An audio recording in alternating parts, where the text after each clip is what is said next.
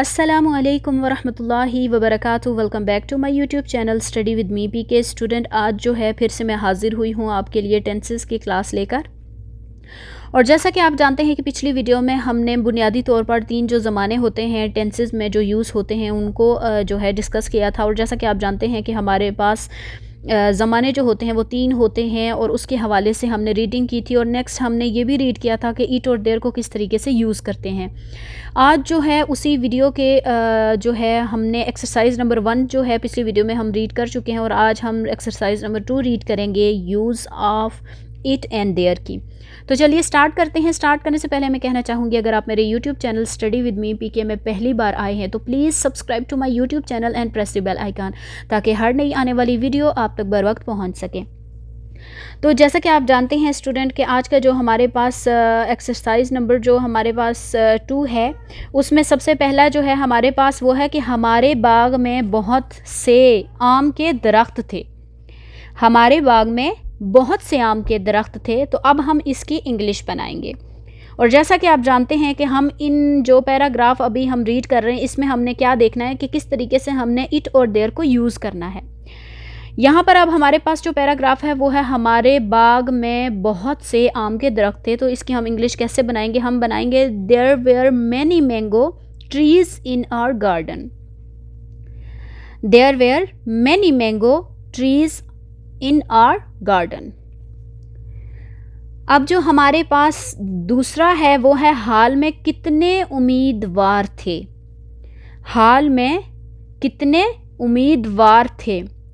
How many candidates were there in the hall? How many candidates were there in the hall? तीसरा है दफ्तर में चपड़ासी क्यों नहीं। दफ्तर में चपड़ासी क्यों नहीं। Why is there no peon in the office? Why is there no peon in the office? जो पॉइंट नंबर हमारे पास 4 है वो है कि क्या डाकिये के थैले में चिट्ठियाँ न थीं। क्या डाकिये के थैले में चिट्ठियाँ न थीं। Were there no letters in the postman's bag? Were there no letters in the postman bag? अब आगे है कि क्या जग में थोड़ा सा दूध है। क्या जग में थोड़ा सा दूध है। Is there a little milk in the jug? Is there a little milk in the jug? क्या जग में थोड़ा सा दूध है। Is there a little milk in the jug? अगला है आज मुतला आबर आलूद है। It is cloudy today. अगर हम इसको आसान अल्फाज में बोलें तो हम कहेंगे कि आज जो है वो बादल हैं, तो उस तरीके से भी हम पढ़ेंगे। लेकिन यहाँ पर जो हमारे पास है वो है आज मुतला अबर आलूद है, जैसा कि मैंने अभी पढ़ाया कि इट इज़ क्लाउडी टुडे। अगला है हमारे पास कि क्या बाहर तेज़ हवा चल रही है। Is it blowing hard outside. It is blowing hard outside. क्या बाहर तेज़ हवा चल रही है। Is it blowing hard outside? कल मौसम बड़ा सुहाना था। कल मौसम बड़ा सुहाना था। It was very fine yesterday. जब हम पिछले गुजरे हुए ज़माने की बात करते हैं तो हम क्या बोलेंगे? जैसा कि आप जानते हैं कि ये गुजरा हुआ हमारे लिए कल था, तो हमने जैसा कि आप जानते हैं कि जो अभी कल आएगा हम उसे बोलेंगे tomorrow.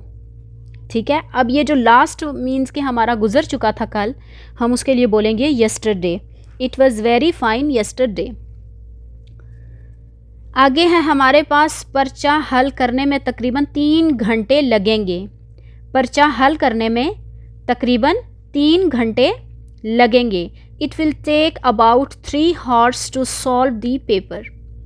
It will take about 3 hours to solve the paper.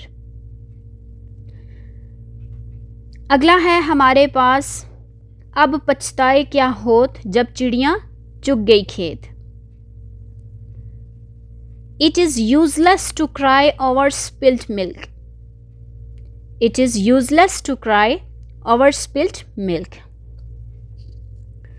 आगे है हमारे पास ये सफ़ेद झूठ है. ये सफ़ेद झूठ है. It is white lie. It is white lie. ये सफ़ेद झूठ है. अगला है हमारे पास मेरा ही भाई था जिसने इनाम हासिल किया. मेरा ही भाई था जिसने इनाम हासिल किया. It was my brother who got prize. It was my brother who got prize. इससे आगे है हमारे पास कि हवाई अड्डा पर कितने हवाई जहाज़ थे. हवाई अड्डा पर कितने हवाई जहाज़ थे. तो इसकी इंग्लिश है how many planes were there on the airport. How many planes were there on the airport. सड़क के किनारे कोई दरख्त न था. There was no tree along the road. There was no tree along the road. सड़क के किनारे कोई दरख्त न था.